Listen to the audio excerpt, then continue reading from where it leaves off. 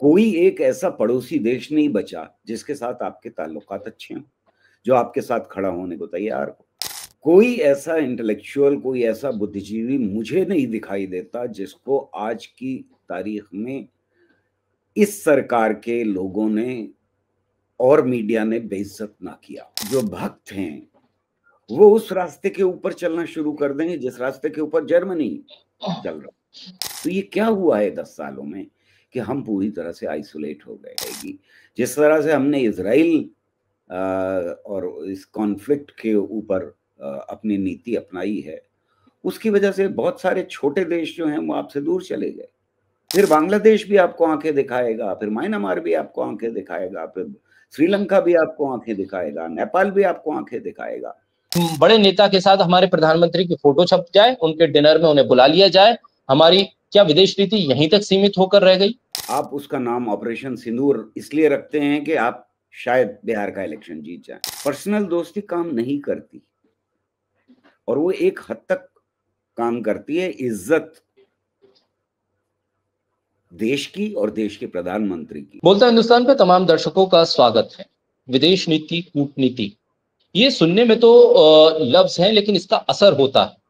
बहुत सादे से शब्द हैं, लेकिन इसके पीछे पूरी दुनिया घूमती, और ये शब्द जिस देश ने मजबूत कर लिए उसकी तूती बोलती है पूरी दुनिया, हर वक्त में, मुश्किल वक्त में भी और अच्छे वक्त में भी। तो क्या भारत की विदेश नीति, कूटनीति, डिप्लोमेसी कमजोर पड़ गई है? सवाल इसलिए उठ रहा है क्योंकि कनाडा ने हमें बुलाया नहीं G7 के लिए, और चीन ये कह रहा है कि हम भारत का ब्रह्मपुत्र नदी वाला पानी रोक देंगे क्योंकि आपने पाकिस्तान का पानी रोका। तो हम कहाँ हैं डिप्लोमेसी में, और इसका मैसेजिंग क्या है, हम जानेंगे। हमारे साथ शायर और वैज्ञानिक गौहर रजा साहब हैं, उनके साथ हम चर्चा करेंगे। गौहर साहब, स्वागत है आपका। बहुत बहुत शुक्रिया मिर्जा साहब, एक बार फिर बुलाने का। जो मुद्दे आप उठा रहे हैं, जो बातें आप कह रहे हैं, वो बड़ी परेशान करने वाली चीजें हैं। मैं इस फील्ड में एक्सपर्ट नहीं हूँ, मेरा साइंस से ताल्लुक है, लेकिन एक जागरूक शहरी की हैसियत से, इस देश की एक शहरी की हैसियत से, ये सारी चीजें बहुत परेशान करने वाली हैं। और मैं ये समझता हूँ कि जो हमारी विदेश नीति होती है, वो जो देश में नीतियां हो रही हैं और चल रही हैं, उनका कहीं ना कहीं रिफ्लेक्शन होती है, उनका एक असर पड़ता है, धीरे धीरे ही सही, लेकिन पड़ता है। कोई भी देश एकदम से अपनी विदेश नीति चेंज नहीं कर सकता, बदल नहीं सकता है, तो उसमें वक्त लगता है बदलने में। लेकिन ये कि धीरे धीरे उसका असर हमको दिखाई देना शुरू हो गया है। आप देश के अंदर सारे के सारे डेमोक्रेटिक जो ढांचे थे उनको एक एक करके खत्म कर सकते हैं। आप देश के अंदर गुंडों का राज ला सकते हैं। आप बुलडोजर के राज की बात करके और कह सकते हैं कि ये हमारी सरकार की सबसे बड़ी नीति है और सबसे खास और अच्छी नीति है। आप लिंचिंग जो लोग कर रहे हैं उनके गले में माला डाल सकते हैं, या जो रेपिस्ट हैं उनके गले में माला डाल सकते हैं। लेकिन धीरे धीरे ऐसी ताकतें कब्जा करना शुरू कर देती हैं जो देश की विदेश नीति पर भी असर डालें। और अब हमें 10 साल बाद ये दिखाई देने लगा है कि जुमलों की सरकार देश के अंदर कुछ वक्त के लिए कामयाब हो सकती है, लेकिन जुमलों की सरकार विदेश नीति में बहुत जल्दी उसके राज खुलने शुरू हो जाते हैं। तो 10 साल में वो राज खुलने शुरू हो गए हैं। आप झप्पी मार करके, या गले लग करके, या कुछ लोग कहते हैं गले पड़ करके अपनी विदेश नीति को मजबूत नहीं कर सकते। विदेश नीति के लिए एक बैकिंग चाहिए होती है देश के अंदर की ताकतों की, जो आपके साथ खड़ी हों, और वो ऐसी ताकतें हों जो एक्सेप्टेबल हों बाहर के देशों को। और हर देश के साथ जो ताल्लुकात आप बनाएंगे उनमें आपकी समझ झलकनी चाहिए उस देश के बारे में, उस देश की नीतियों के बारे में। अगर आप इंटेलेक्चुअल्स को, देश के बुद्धिजीवियों को एक एक करके न सिर्फ ये कि निकाल देंगे, बाहर कर देंगे और उस ढांचे का हिस्सा नहीं बनने देंगे जो देश को मजबूत करता है, बल्कि उनको बेइज्जत करेंगे आप। कोई ऐसा इंटेलेक्चुअल, कोई ऐसा बुद्धिजीवी मुझे नहीं दिखाई देता जिसको आज की तारीख में इस सरकार के लोगों ने और मीडिया ने बेइज्जत ना किया। वो हमारे अमृता सेन हो सकते हैं, राजन हो सकते हैं, वो बहुत सारे नाम हैं। और हमारे इंटेलेक्चुअल्स को तो शुरुआत में ही कहना शुरू कर दिया था कि ये अवार्ड वापसी गैंग है।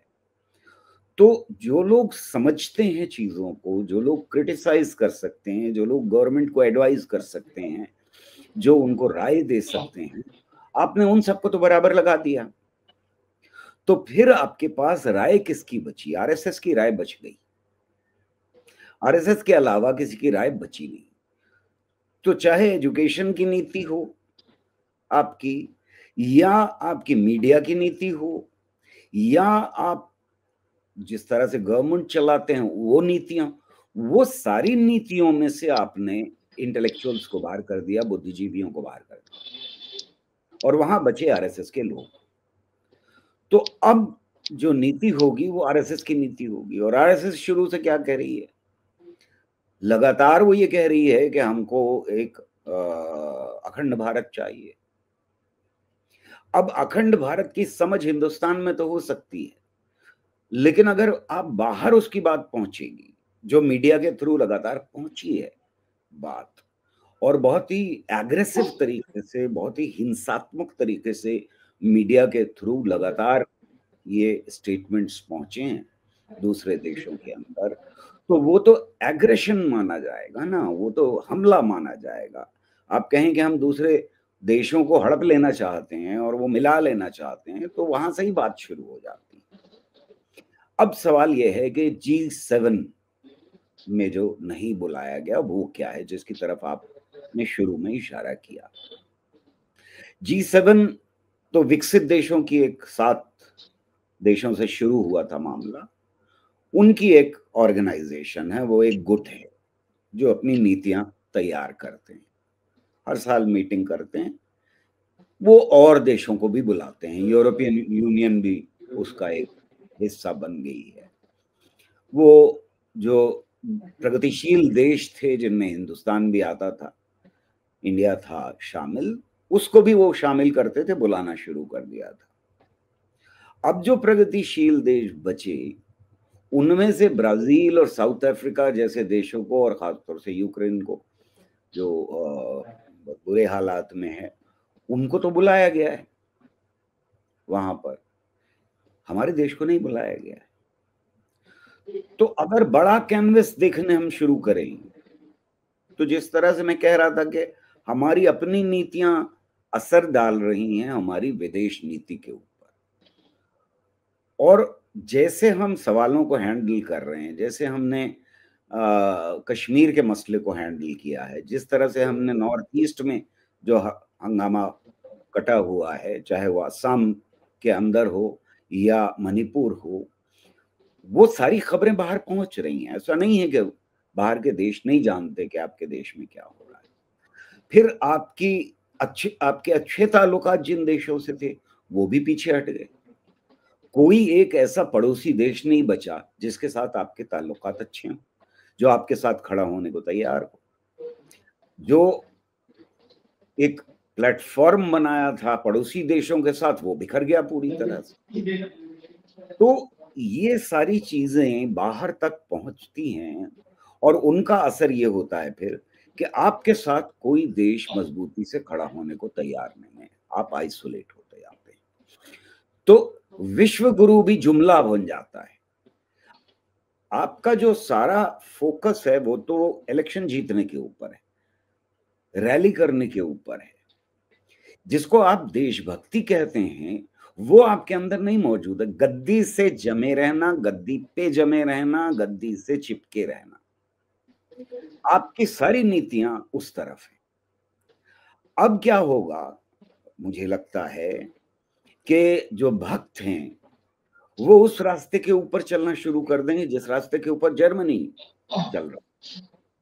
अंदर दुश्मन तो आपने पैदा कर ही रखे थे, वो तो आपने बना ही रखे हैं, हर बार उनको आप इस्तेमाल करते हैं इलेक्शन जीतने के लिए। किसी के कपड़े पहचानने लगते हैं, किसी के कुछ स्टेटमेंट आने लगता है, तरह तरह की चीजें होने लगती है उनके बारे में। कभी आप शमशान की बात करते हैं, कभी कब्रिस्तान की बात करते हैं, कभी कुछ करते हैं, कभी कुछ। तो ये जो चीजें हैं अंदर के दुश्मन, उनसे आप इलेक्शन जीतने की कोशिश करते रहते हैं। अब वो बाहर दिखाई दे रहा है। तो एक तरफ अंदर आपने दुश्मन पैदा करने की कोशिश की और उसका फायदा उठाने की कोशिश की, अब ये बाहर आप दुश्मन पैदा कर रहे हैं और उनसे फायदा उठाने की कोशिश करेंगे। ये बहुत ही नैरो थिंकिंग है, ये बहुत ही संकीर्ण किस्म की, बहुत ही मतलब तुच्छ लेवल की सोच है जिसकी वजह से हम यहाँ आज पहुंच गए हैं। और खास तौर से वो अब दिखाई दे रही है विदेश नीति के अंदर। आप बिल्कुल सही बात कह रहे हैं कि एक भी देश ये कहने को तैयार शायद नहीं है, वरना इनविटेशन आता ही कि भाई अगर हिंदुस्तान को नहीं बुलाओगे, दुनिया का सबसे बड़ा आबादी का देश है, अगर इंडिया को नहीं बुलाओगे तो हम भी नहीं आएंगे, या इंडिया को बुलाने की जरूरत है यहाँ पर। मतलब हम दुनिया में 1/7 हैं, हर 7 लोगों में से 1 हैं। तो अगर इतनी बड़ी आबादी का रिप्रेजेंटेशन नहीं हो रहा वहां पर, तो जाहिर है कि कहीं कुछ बहुत बड़ी गड़बड़ हुई है इस विदेश नीति के साथ, जो पिछले 10 सालों में, 11 सालों में चलती रही है। और अभी जो कुछ हुआ है उसमें तो बिल्कुल ही दुनिया बट गई है। ऐसा लगता है कि पाकिस्तान के साथ खड़े हुए देश दिखाई दे रहे हैं, जो जहां पर हमने आइसोलेट कर दिया था पूरी तरह से पाकिस्तान को, दुनिया भर में हमने ये बात पहुंचा दी थी कि वो देश जो है वो टेररिस्ट पैदा कर रहा है और टेररिस्ट को हिफाजत दे रहा है और वो भेज रहा है हिंदुस्तान। अब किसी को आपकी बात पे यकीन नहीं। तो ये क्या हुआ है 10 सालों में कि हम पूरी तरह से आइसोलेट हो गए। ये बहुत परेशान करने वाली चीजें हैं, क्योंकि इन नीतियों को और इस इंप्रेशन को अगर कोई और सरकार आ जाए, जो दिखाई नहीं देता कि आ जाएगी, आ पाएगी, उसके लिए बदलना बहुत मुश्किल काम हो जाएगा। ये इंप्रेशन अगर खड़ा हो जाता है कि इंडिया आइसोलेटेड है पूरी तरह से दुनिया में और उसके साथ कोई खड़ा होने को तैयार नहीं है, तो फिर बड़ी परेशानी खड़ी हो जाएगी। जिस तरह से हमने इजराइल और इस कॉन्फ्लिक्ट के यूपर अपनी नीति अपनाई है, उसकी वजह से बहुत सारे छोटे देश जो हैं वो आपसे दूर चले गए। वो पूरी तरह से यूनाइटेड नेशंस में मजबूती के साथ यूएस को आइसोलेट करने में लगे हुए थे और यूनाइटेड स्टेट्स आइसोलेट हो रहा था। आप मजबूती से इजराइल के साथ खड़े हो गए और आपने लिप सर्विस देनी शुरू कर दी फिलिस्तीनियों को। तो जाहिर है कि बहुत सारे ऐसे छोटे देश जो आपके साथ खड़े होते थे, जिसकी लीडरशिप एक जमाने में नेहरू के हाथ में थी, पूरी हिंदुस्तान के हाथ में थी नेहरू के जमाने में, नैम मूवमेंट के दौरान, वो खत्म हो गई, आपकी पोजीशन ही खत्म हो गई। तो फिर बांग्लादेश भी आपको आंखें दिखाएगा, फिर म्यांमार भी आपको आंखें दिखाएगा, फिर श्रीलंका भी आपको आंखें दिखाएगा, नेपाल भी आपको आंखें दिखाएगा। आपने इनको दूसरों की गोदी में भेज दिया, जो हिस्ट्री में कभी नहीं हुआ था। सबसे ज्यादा जो परेशानी वाली बात थी मेरे लिए, वो ये थी कि नेपाल के साथ हमारे ताल्लुकात खराब हो गए। नेपाल जो 5000 साल की हिस्ट्री में हमारी सभ्यता में कभी ताल्लुकात खराब नहीं हुए, राजाओं के भी ताल्लुकात खराब नहीं हुए। यानी अंदर तो लड़ाइयां हुई, एक दूसरे से बहुत लड़ाइयां हुई, लेकिन हमें नेपाल की हिस्ट्री में तो नहीं दिखाई देता कि वहां से हमारे ताल्लुकात कभी खराब रहे हों, किसी राजाओं के दौर में भी वहां से ताल्लुकात खराब कर लिए। तो फिर कहीं ना कहीं ये आम जनता को, आम नागरिक को सोचना होगा कि अगर हम दुनिया में आइसोलेट हो जाते हैं तो उसका क्या असर पड़ेगा। गौर साहब, एक सवाल ये भी है कि हम जिस तरह से काम कर रहे थे विदेश नीति पर, असर ये हुआ कि हमारी विदेश नीति को शायद दुनिया ने सीरियस लेना छोड़ दिया। शायद यही वजह है कि हम बाइकॉट की राजनीति पर आ गए। हमने कहा कि तुर्की अगर पाकिस्तान के हक में बोल रहा है या पाकिस्तान के लिए बोल रहा है तो उसका बाइकआउट कीजिए। अब कनाडा ने ये मूव ले लिया कि हमारे प्रधानमंत्री को उसने नहीं बुलाया, तो क्या अब हम कनाडा का बाइकआउट करेंगे? अमेरिका ने हम पे टैरिफ लगा दिया, तो हम क्या अमेरिका का भी अब बाइकआउट शुरू कर देंगे? डोनाल्ड ट्रंप ने कहा कि हमने सीज फायर करवाया, तो हम फिर अमेरिका का बाइकआउट कर देंगे। हमारी विदेश नीति कहाँ थी? सीज फायर इस पिछले 1 डेढ़ 2 महीने में अगर हम देखें तो सीज फायर वाला जो पूरा मामला हुआ, हमारी विदेश नीति तो खामोश थी। हमारी विदेश नीति ये नहीं बता पा रही थी कि सीज फायर किसने किया, कब हुआ, किसके साथ हुआ। हमारी विदेश नीति तुर्की को भी नहीं साथ पाई, जिसके साथ हमारे इतने अच्छे संबंध बन रहे थे। हम उसे कोरोना के दौर में हमने कितनी वैक्सीन दी। हम कहां पर खड़े हैं और हमारी विदेश नीति कहां पर खड़ी है? जबकि ऑफिशियल्स की जो फेरिस्त थी विदेश नीति को समझने वाली, उस पर जयशंकर काफी आगे रहे थे, क्योंकि वो प्रोफेशनली उस काम को कर रहे थे। और एक मिनिस्टर के तौर पे जब उनके पास जिम्मेदारी थी तो उम्मीद थी कि कुछ और बेहतर होगा। लेकिन इसका उलट हो रहा है कि हमें डोनाल्ड ट्रंप के यहाँ सेरेमनी होती है, इनविटेशन हमें नहीं आता। हमारे यहाँ खबरें चलती रहती हैं, अब आएगा इनविटेशन, तब आएगा, फला मंत्री गए हैं तब आएगा। तो हम क्या सिर्फ अब इस बात की मौके की तलाश में रहते हैं कि किसी बड़े नेता के साथ हमारे प्रधानमंत्री की फोटो छप जाए, उनके डिनर में उन्हें बुला लिया जाए? हमारी क्या विदेश नीति यहीं तक सीमित होकर रह गई? नहीं, मुझे जो लगता है, मैं इसके फिर कह दूं कि मैं इस एरिया का एक्सपर्ट नहीं हूं, मैं नहीं जानता, मैं एक आम शहरी की नजर से ही इन चीजों को देखता हूं। और मुझे जी। ये लगता है कि हमारी कोई एक विदेश नीति रही ही नहीं। हमने एक कदम आगे बढ़ाया, 2 कदम पीछे हटाया, फिर आगे बढ़ गए, फिर पीछे हट गए। कुछ इस तरह की हमारी विदेश नीति रही है। पाकिस्तान के साथ अभी जो हुआ पहलगाम में, वो लोग 4 जो थे जिनकी वजह से आपने पाकिस्तान के ऊपर हमले की सोची, और उसको हमला भी नहीं कहा, यानी वॉर भी नहीं कहा, आपने उसको ऑपरेशन सिंदूर, यानी सिर्फ इनवर्ड लुकिंग आपकी नीति थी, जबकि आप किसी दूसरे देश के साथ सीमा उसकी क्रॉस करने जा रहे थे। और आप उसका नाम ऑपरेशन सिंदूर इसलिए रखते हैं कि आप शायद बिहार का इलेक्शन जीत जाएं या कोई और इलेक्शन जीत जाएं। तो ये सोच जो है, ये अपने अंदर बहुत घटिया सोच है। इससे विदेश नीति नहीं चल सकती। और यही रिफ्लेक्ट हो रहा है बाकी देशों के साथ जो हमारे संबंध हैं उनमें भी, कि हमें क्या जरूरत थी वहां बार बार भेजने की और मीडिया के अंदर ये बात खुल जाने की कि डोनाल्ड ट्रंप की कॉरोनेशन सेरेमनी अगर उसको कहें तो उसमें बुलाने के लिए इतने उत्सुक हैं। हमें नहीं जरूरत थी।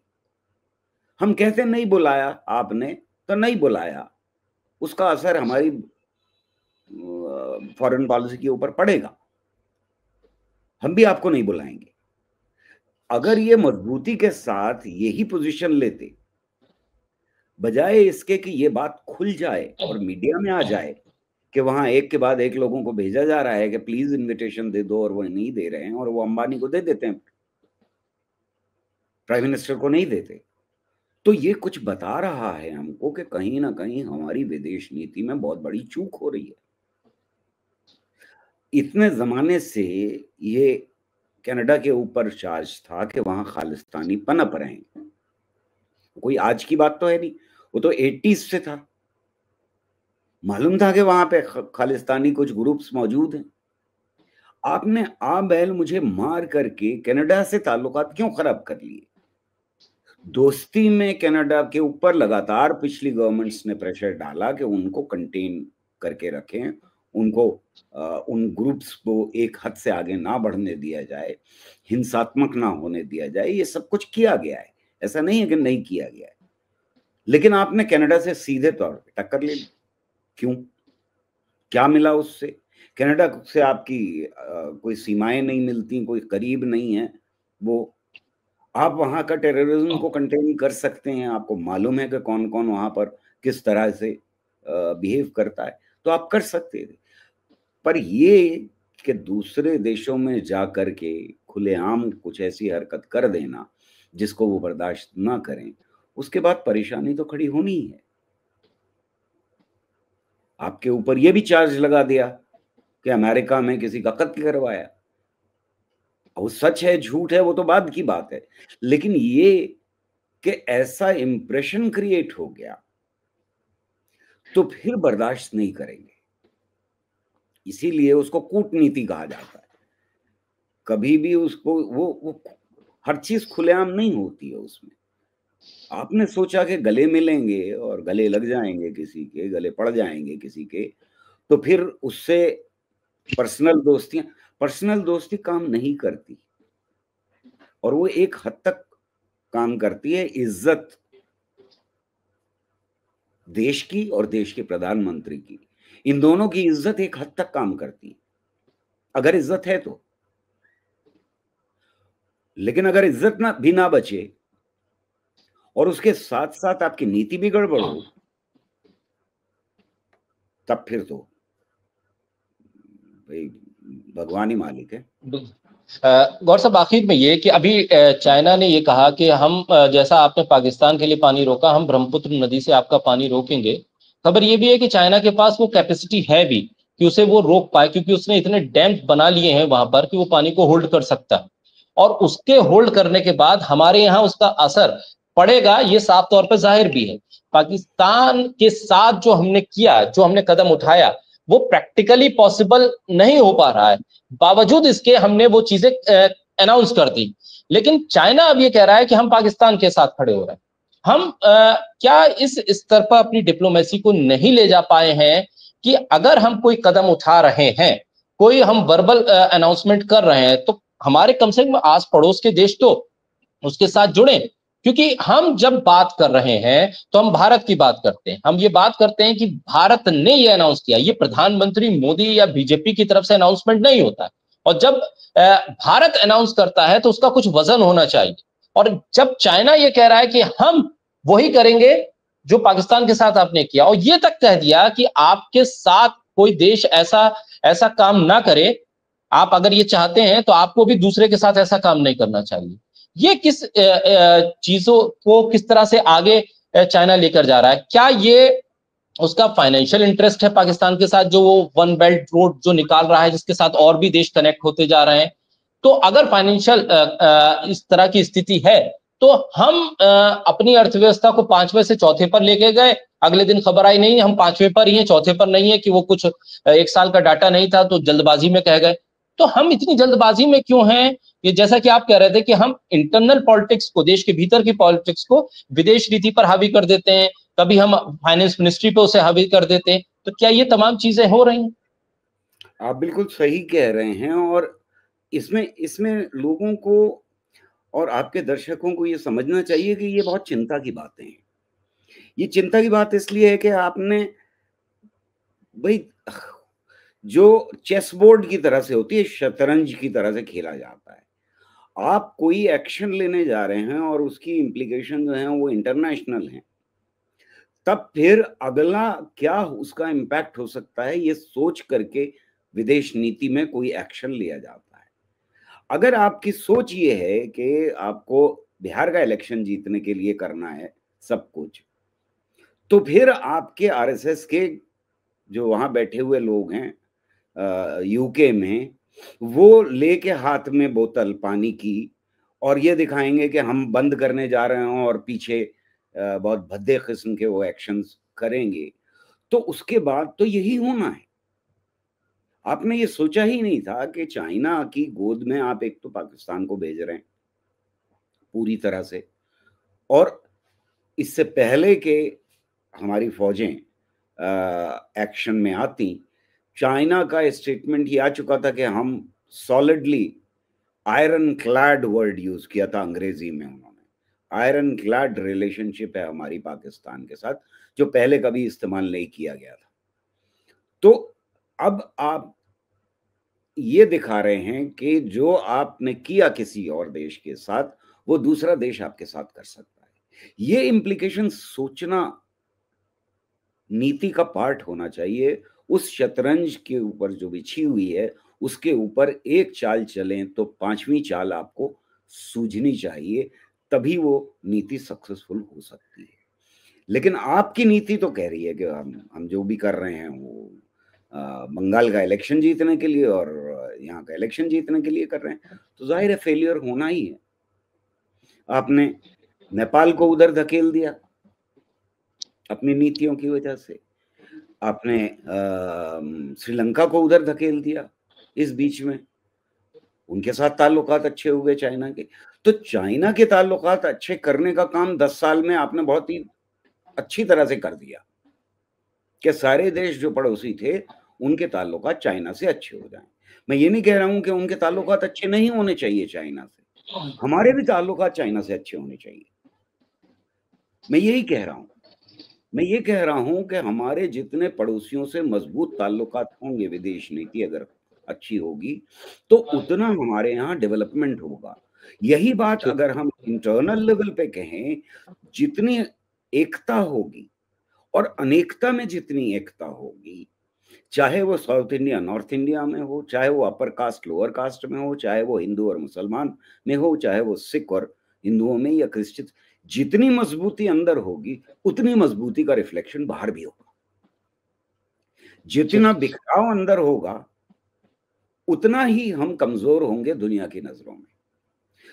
पाकिस्तान एक जमाने में बहुत कमजोर हो गया था, हमारी कूटनीति ने उसको दोबारा से मजबूत कर दिया। ये है चिंता की बात। चिंता की बात ये है कि एक ऐसा देश जिसके बारे में सारी दुनिया में यही कहा जा रहा था कि ये देश टेररिज्म को अपने आप पनपने देता है, इसलिए उससे डिस्टेंस कर रहे थे ठीक अपने को, सारे देश उसको। और मैं बाहर के देशों में गया हूं तो मुझे इतना तो पता है कि पाकिस्तानियों की इज्जत नहीं थी, हिंदुस्तान में हमारी इज्जत थी, और वो इन 10 सालों में घटी है। तो हमारी विदेश नीति जो है वो इस तरह की है कि उसका असर इंडिविजुअल लेवल के ऊपर भी दिखाई दे रहा है। बहुत शुक्रिया गौहर साहब, बोलता हिंदुस्तान को वक्त देने के लिए, हमारे साथ चर्चा में शामिल होने के लिए बहुत शुक्रिया।